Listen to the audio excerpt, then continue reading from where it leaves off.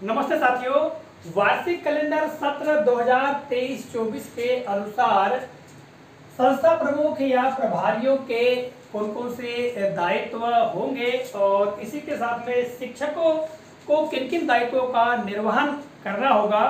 जैसा कि आप देख रहे हैं, यह राज्य शिक्षा केंद्र का पत्र, इसमें की वार्षिक कैलेंडर जारी किया गया है और बहुत सारी जानकारियां यहाँ पर दी गई है। ठीक है, और गतिविधियों के आयोजन के संदर्भ में बताया गया है और इसी तारतम्य में संस्था प्रमुख या प्रभारी के दायित्व और शिक्षकों के कौन कौन से दायित्व है यहाँ जानकारी दी गई है और इसी के बारे में इस वीडियो के माध्यम से हम जानेंगे। तो सबसे पहले हम देखते हैं संस्था प्रमुख या प्रभारी के दायित्व। तो सबसे पहला दायित्व है पुस्तकालय का अवलोकन एवं अन्य निरीक्षण। इस वार्षिक कैलेंडर में कहा गया है कि संस्था प्रमुख को प्रत्येक माह के प्रारंभ में जो विद्यालय में पुस्तकालय है उसका निरीक्षण करना है और उसका संचालन कैसे हो रहा है इस बात के लिए निरीक्षण पंजे में टीप अंकित करना है, ऐसी जानकारी यहाँ पर दी गई है। इसके अलावा कक्षों की साफ सफाई एवं बैठक व्यवस्था को भी देखना है और उसे दुरुस्त करना है। इसके अलावा जो विद्यालय में शौचालय है उनकी भी साफ सफाई को सुनिश्चित करना है। दूसरा जो बिंदु है कि अकादमिक व सह अकादमिक गतिविधियों की समीक्षा।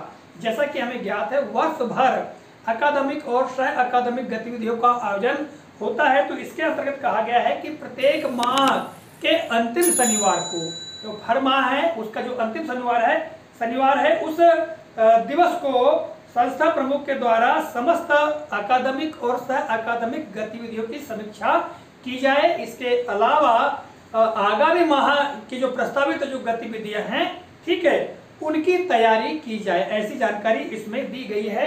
तीसरा बिंदु है एसएमसी की बैठक का आयोजन। एसएमसी अर्थात शाला प्रबंधन समिति यानी स्कूल मैनेजमेंट कमेटी की बैठकों के आयोजन की जिम्मेदारी संस्था प्रमुख की होगी और बैठक का आयोजन 2 या 3 माह के अंतराल में करना होगा और इसी बैठक में विद्यालय की गतिविधियां या अन्य जो भी जानकारी है, समीक्षाएं हैं, वो कर सकते हैं या समस्याओं का निराकरण निदान किया जा सकता है। अगला जो है स्वच्छता यानी परिसर को प्लास्टिक मुक्त रखना।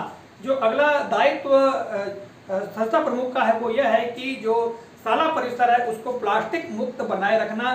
जो भी विद्यालय से अवशिष्ट निकलते हैं तो उनसे जैविक खाद बनाए जाने वाले जो अवशिष्ट है उनको अलग करना, प्लास्टिक वाले अलग करना, इस प्रकार से यहाँ पर जानकारी दी गई है। इसी प्रकार यहाँ पर मध्याह्न भोजन कैंटीन से जो खाद्य पदार्थ है उनका कम से कम अपव्यय हो, ठीक है, उस पर भी विशेष ध्यान रखना है, ऐसी जानकारी यहाँ पर दी गई है। तो जो वार्षिक कैलेंडर में इन 4 बिंदुओं के बारे में जानकारी दी गई है। आइए अब जानते हैं शिक्षकों के दायित्व। तो शिक्षकों के दायित्व के अंतर्गत पहला जो बिंदु है कि कैलेंडर के अनुसार गतिविधियों का संचालन। यहाँ जो जानकारी दी गई है कि शिक्षण सत्र में जो कैलेंडर है उसके आधार पर जो भी गतिविधियां की जानी है तो उन समस्त गतिविधियों का संचालन निर्धारित जो तिथि है और कैलेंडर में दी गई जानकारी के अनुसार ही होना चाहिए। दूसरा बिंदु जो है कैलेंडर की एक प्रति कक्षा अध्यापक के पास हो।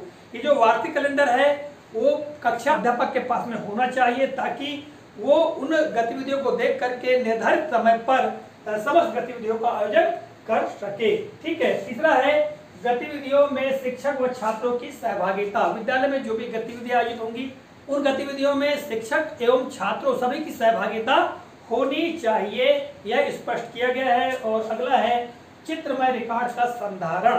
तो साथियों यहाँ पर जो स्पष्ट किया गया, कहा गया कि विद्यालय में नियुक्त प्रभारियों द्वारा समस्त क्रियान्वित की गई गतिविधियों का चित्रमय रिकॉर्ड संधारण किया जाए। जो भी गतिविधियां संचालित होती हैं तो उनका चित्रमय रिकॉर्ड अर्थात कुछ फोटोग्राफ्स या वीडियो रिकॉर्डिंग हो सकती है तो उसका रिकॉर्ड रखना है, ऐसी जानकारी इसमें दी गई है।